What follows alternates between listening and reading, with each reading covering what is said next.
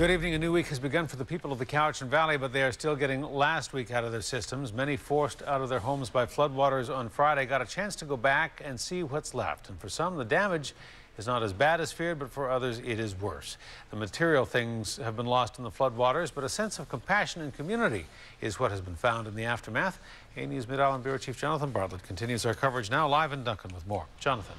Hudson, it's been 3 days since the floodwaters came to the Cowichan Valley, and for the most part, the floodwaters have receded, the evacuation order rescinded.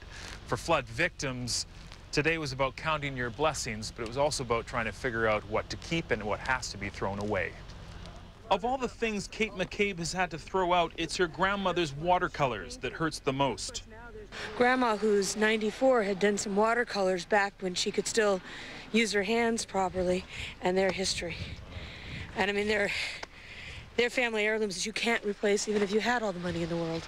McCabe considers herself lucky. Their house that had been lifted up a few years ago was mostly spared from the floodwaters, but they'd only moved in a few months ago, and everything still in the garage ready to be unpacked is soaked. All of our boxes were still in the garage. We were unpacking one box at a time. We don't know if that will be covered because it's in the garage, it's an outbuilding. This neighborhood was the epicenter of the Cowichan Valley flood. Within a few hours on Friday, water from the Cowichan and Coxsila rivers spilled its banks and forced the evacuation of 300 homes. That evacuation order today was rescinded.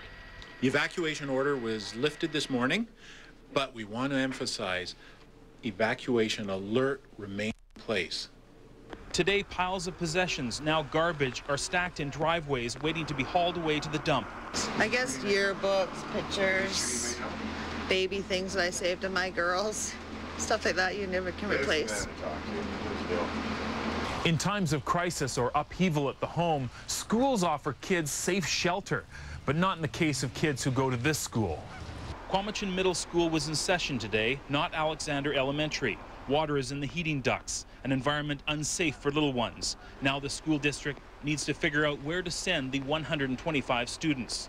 Well, both these schools are basically in the floodplain, so they were affected by the flooding that we had last week. And one is a little further to the center of where the water was the deepest. And so therefore the intrusion of water has been a little bit different in that school, and we're just not ready to say it's ready for reoccupation yet. Back on Heather Street, the Salvation Army is here, part of their crisis response program.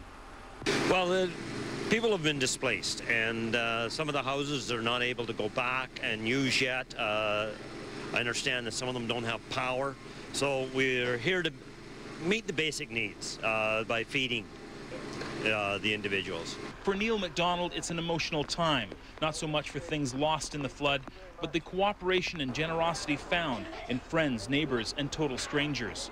I never got emotional about my house and losing my stuff yet. For me, it doesn't matter. But where I have the trouble is when you have people coming into your home and like handing you stuff, and I have trouble with that. For kids at the Alexander Elementary School, it's still undetermined where they're going to go instead of going to their school, although the school district says there's room in the Cowichan Middle School for them, so we'll have to see what happens in the next few days for them. Meantime, 15 homes are still too unsafe for inspectors to go to assess the damage. The water level is too high. They'll have to wait till that water drops before they can go in and assess the damage. Hudson? All right, we'll stay on the story. Jonathan Bartlett live in Duncan. Jonathan, thanks. Thank you.